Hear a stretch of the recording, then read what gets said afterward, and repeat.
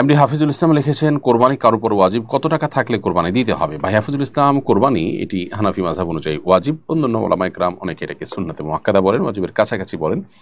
এই ওয়াজিবটা হবে তখন যখন একজন মানুষ তার কাছে জাকাত ফরজ হওয়ার মতো টাকা থাকবে, অর্থাৎ 83 থেকে 85 গ্রাম স্বর্ণ এটার মালিক, অথবা আপনার 52 এই পরিমাণ রূপার মালিক যখন কেউ হবে, আর এর পরিমাণ স্বর্ণের মালিক যখন হবে, আমরা ভরিতে হিসাব করলে 7.5 ভরি স্বর্ণের মালিক যখন কেউ হবে, অথবা এটার পাশাপাশি যদি স্বর্ণ রূপা যে কোনো একটা মানদণ্ড হতে পারে, অতএব রূপার দাম কম হিসাবে রূপারটাই আগে মানুষ স্পর্শ করবে নেশাব, সেটাই স্বাভাবিক। সেই হিসাবে রূপার হিসাব করলে আমরা 52.5 ভরি রূপা এটা কেনার জন্য যে পরিমাণ টাকা লাগে বর্তমান বাজারে 80 থেকে 85,000 টাকা, এই টাকার মালিক হলেই তার উপরে জাকাত আবশ্যক হয় 1 বছর হলে। আর কোরবানি আবশ্যক হবে 1 বছর হওয়ার আগেও যদি এরকম টাকা থাকে কোরবানির দিনগুলোতে। তাহলে 83 বা 85 গ্রাম স্বর্ণের কথা বলেছি, ওইটা নয়, বরং রূপারটা স্পর্শ করলেই